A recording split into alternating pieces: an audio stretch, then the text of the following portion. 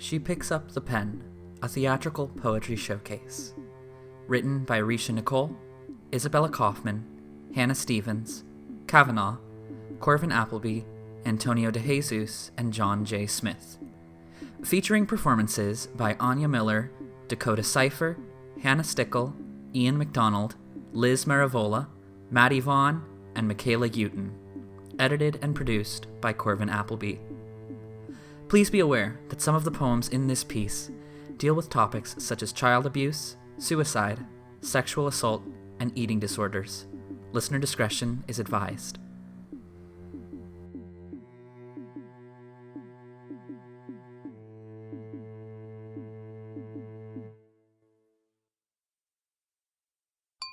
Moonlight.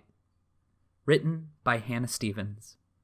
Narrated by Hannah Stickel, featuring Maddie Vaughan. Once upon a time, your eyes were sunshine.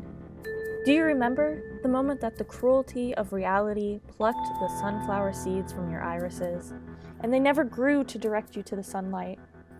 Your eyes became the moon, so tragically beautiful and hollow, surrounded by a dark, unforgiving sky, casting cool, dull rays into the atmosphere. The moon knows everything. Perhaps that is what makes it melancholy.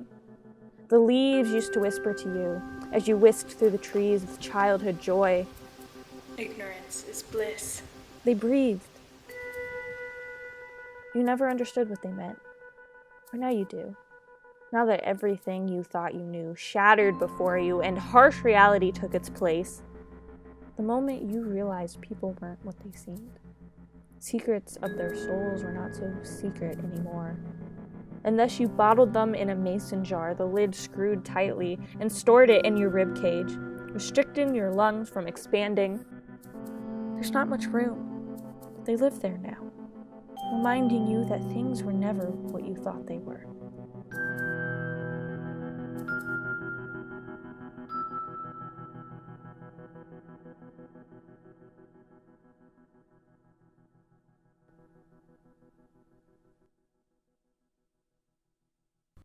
Fiction and Nonfiction. Written by Corvyn Appleby. Narrated by Maddie Vaughan. Featuring Ian Macdonald and Dakota Cypher. For all the time I spent in the library growing up, I never spent very long in the nonfiction section. I never much cared for it, and at first I had assumed this was because I read to escape the living world and not to see more of it. But later I realized that fiction and nonfiction are not measures of any degree of truth, and they are not two sides of the same coin either. This taxonomy only serves as the first sentence you read. Before you even see the cover, you've already begun the book. Assume my word is truth, says the nonfiction writer. Assume the world around you is exactly as I describe it, and take me simply at my word. And so many people in my life have tried to tell me how the world should be seen, but their world didn't include me. So I rejected their ideas of truth. Assume I am lying to you, says the fiction writer. That way, you will be surprised and delighted to realize that I have been telling you the truth all this time.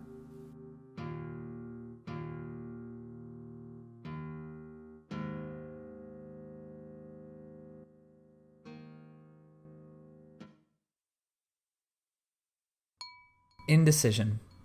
Written by Cavanaugh. Narrated by Hannah Stickel.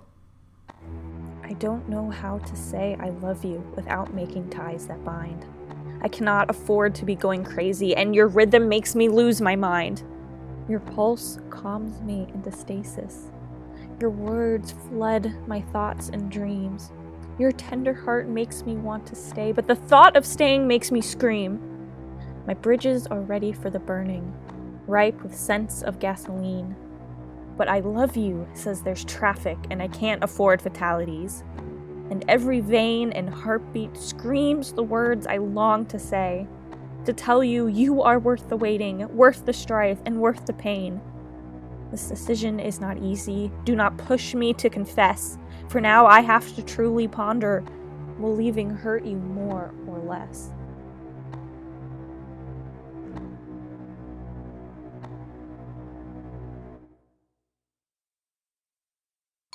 6 weeks of grief. Written by Risha Nicole. Narrated by Maddie Vaughan. I am full of bad ideas. These early mornings bring foggy skies. My knuckles cold blue from gripping hot pink pepper spray, coming down with a case of a pit in my stomach. Mind you, my apple was not given the chance to fall far from the tree. You see, my mother never stays in one place long enough to spread her roots. One bad seed too many to bear fruit, and I, for one, am bruised. Perhaps one may consider me damaged goods, far too damaged for my own good, because you know that bad choices result in early mornings, taking back roads to a long way home. After a night of sleeping alone in a bed with a man who is filled with many nightstands, never once considered keeping a Bible in his nightstand. I tell myself, lips code blue, this pit in your stomach could only result in a seed fallen from a tree loved during night. But in the morning, it must leave.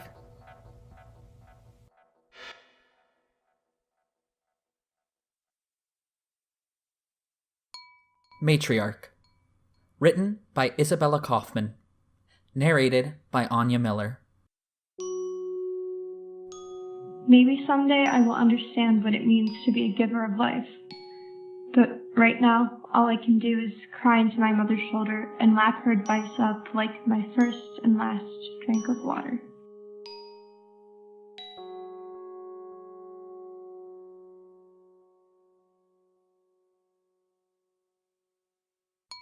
An untitled poem written by Antonio DeJesus. Narrated by Ian Macdonald. Unknown glory and trimming, letting go, acquiring space, all of that. Sometimes it takes me months to trim my edges, and when I finally do, I'm always stunned at how beautiful my curls are when I let the dead weight go. Same goes with life. Same goes.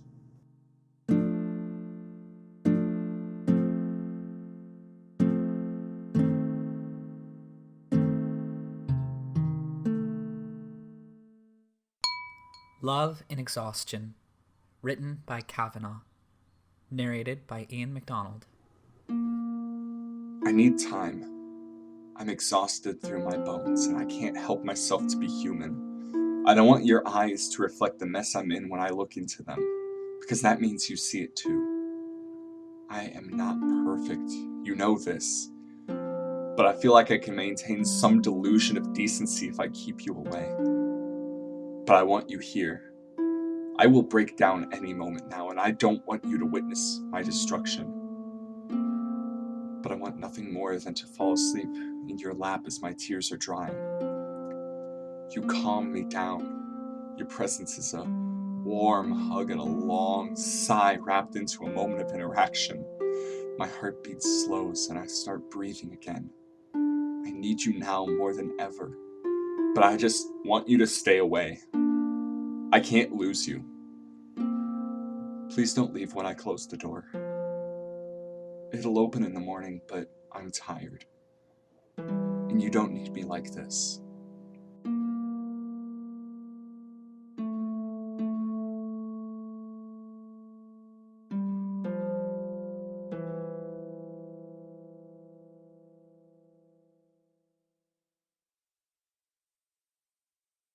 Vacant Lot. Written by Corvyn Appleby. Narrated by Dakota Cypher, Hannah Stickel, and Ian Macdonald. Spine aligned with pavement, face to the gaping night sky. Vacant lot, vacant palms turned up toward the heavens. Vacant body, squatters inside, body soon to be condemned. Body too unhealthy to stand, to rot slowly in the suburb pew. Clothes gather dust from below, head restless on pillowy asphalt. Vacant skull, vacant open eyes lying between yellow paint lines. Fading like melting ice in a gutter. This town is a pile of dirty slush. Leaving too slow in springtime, clinging to itself as it capsizes. In between cracks, dead weeds rise and fall, flat from the root. Crushed and left to grow sideways, creeping across vacant ground. Vacant night, vacant lifetime, occupying the long vacant hours. Lying in the lot, staring at nothing, seeing it all and vacant in spite.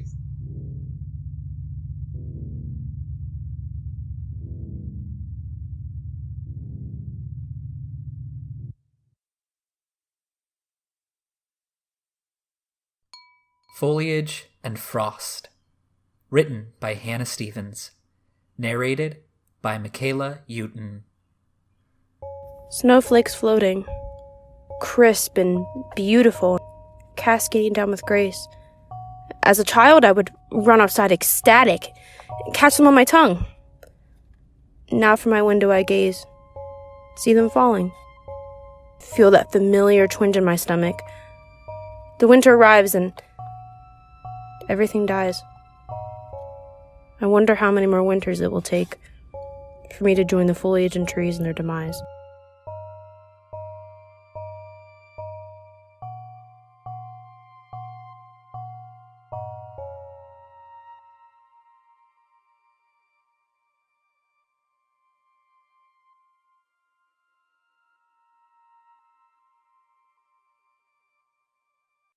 Sweet Bay Magnolia. Written by Isabella Kaufman. Narrated by Liz Maravola. I am the last bud to bloom, last to the party, last to bear the sun's kiss on my bitter leafy veins, and I flutter to the ground as the others begin to blossom around me, isolated by a changing of seasons and fruitless by the grace of nature. I am the last bud to bloom, always waiting on a window to open, a breeze to roll in, a sign that says it is time in big, bright neon script. I am the last bud to bloom, a withering smudge on a cardboard frame, godforsaken by no fault but my own, afraid of what may lie beyond my soft shell. I am the last bud to bloom, and the first to fall.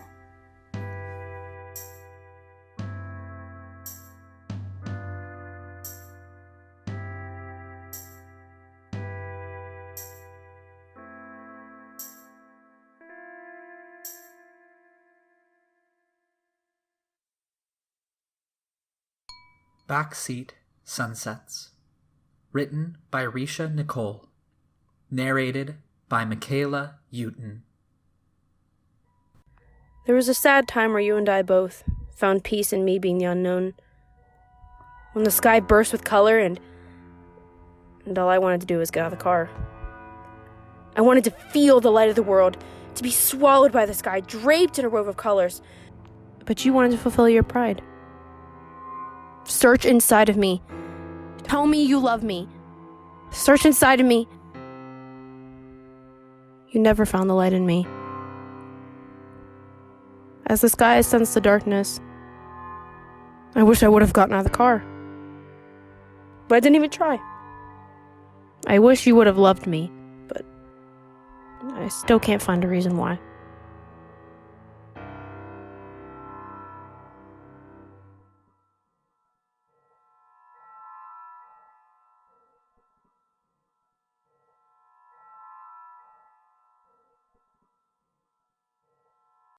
June. Written by John J. Smith. Narrated by Mykaela Euton and Dakota Cypher. Featuring Liz Maravola and Maddie Vaughan. Mom said in June we'd see you again. But June's too far away for what I've got. It's only April right now, but I can't wait. I want you here with me right now. Not tomorrow, not May, not June. Now. Remember when Mom said, stop playing up there? She said, For God's sake, Jenny! How many times have I told you to get down? We sure did make her real mad back then. Not a day goes by that I don't miss you. Especially now. School's been fun, but I miss the merry-go-round. Like that time you spun me so fast that I fell off. Mama took me to the doctor and they said, Jenny, how'd you get these? But I didn't tell. I never let them think you hurt me. Not now or ever. I'm really sorry that Mama made us move away. Sometimes I still see you when I'm asleep. I remember that time you told me not to tell Mama. I never did tell her, but some part of me feels like she knew. How could she not when the scars became visible? Even now. been such a long time since we switched towns. Mom's had me all to herself. She says I'm a handful. I can't argue with her on that one. I am a wildfire. You used to call me that, back in those days in the backyard. Right before I'd go to bed, wake up, and only think about the now. It's been a while since Jenny passed away. I wish more than anything she was still here with us. But time didn't have that hold on her, and you are why my sister wanted to go so badly. What you did could never make me feel better, so why now? After all this time, why do I want you to hurt? Is it because I have to face you once again? To see the man who made my sister jump that night? To see the man who spared me but spoiled another? I don't want this anymore. I can't do it. I'm done. Now, Dad.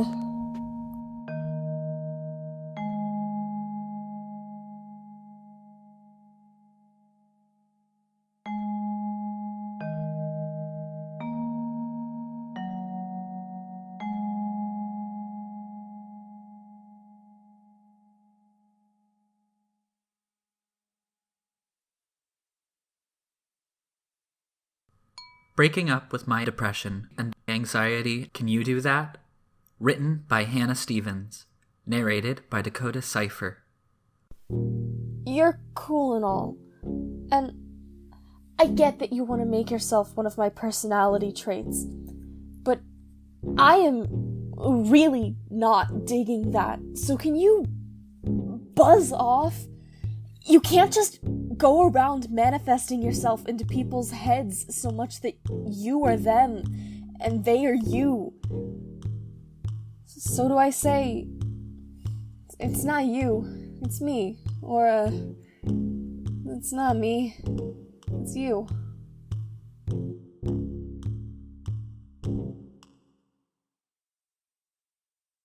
Forgiveness. Ode to Happy Endings. Written by Cavanaugh. Narrated by Mykaela Euton. 17 years you have beaten me down. I was not good enough for you. I was not straight-haired enough to be pretty. I dreamed too big to be smart. I was eating too much.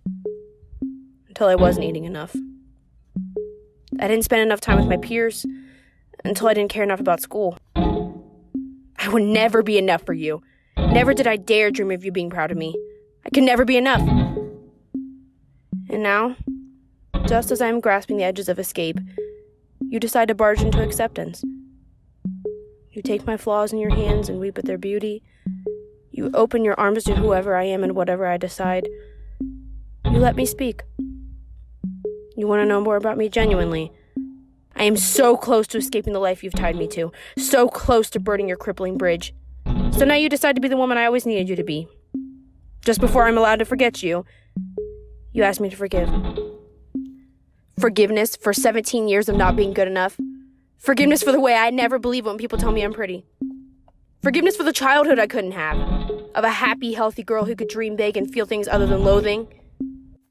Who you have become in these last few months is someone I can forgive. But I have 17 years worth of baggage to unpack before then. I want to love the woman you are now, the way you seem to have learned to love me. But it will take so much effort that I can't give to you just yet. For it must be proven that it will not again be wasted on what turns to hidden tears. Please forgive me.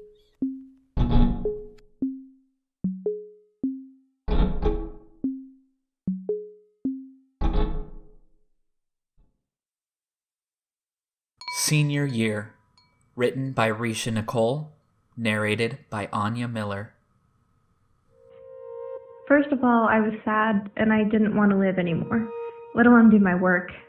I couldn't even brush my teeth, let alone open my Canvas to see my next assignment. I'm not sure if this is the best time or the worst time to stop wanting to live. But if I had felt like this a year ago, I would have killed myself. But I did. I remember it like it was yesterday. And I was tomorrow. I'm never today. Never this moment, never breathing. I had to time travel to find my meaning. Yesterday's gone. Tomorrow's beginning. I found you in forever. forever was the ending.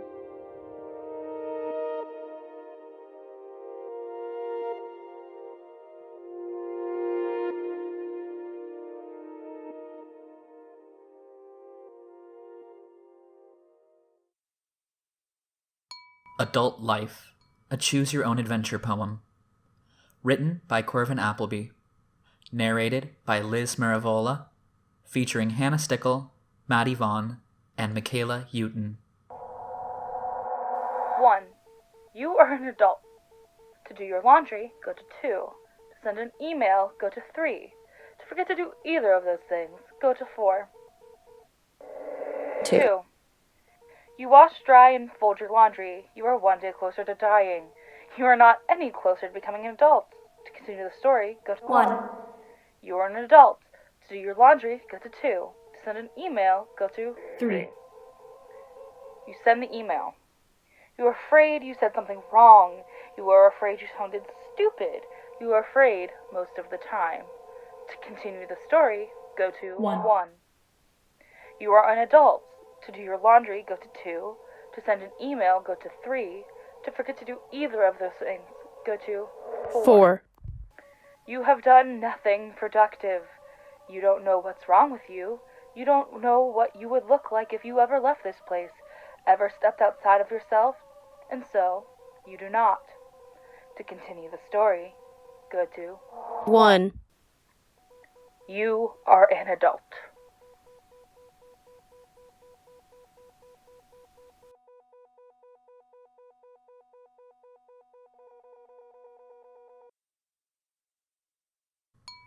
What's a Girl to Do? Written by Isabella Kaufman. Narrated by Anya Miller. The story goes like this. Persephone was picking flowers in her garden one morning when all of a sudden the earth opened up and spit out a very persistent Hades. He whisked Persephone away from her precious hydrangeas and hauled her down to the underworld, where he made her his wife. Or so I've been told. The story is supposed to get better. She becomes queen of the underworld, after all. I think this is supposed to give me hope, but what if I don't want to be a Persephone? Or a Hades? What if I want to be an Athena? What if I hate the taste of pomegranate but love the bite of war? What's a girl to do when she's rejected all her morals and replaced them with ink, bleeding, blotting, boiling? From torn pages of fairy tales her mother told her as a child, what is she to do when she doesn't believe anymore? When the words have withered up and died, just like the heroes in the stories? Where is there left to go? What is there left to say? Well, she picks up the pen and writes her own fairy tale.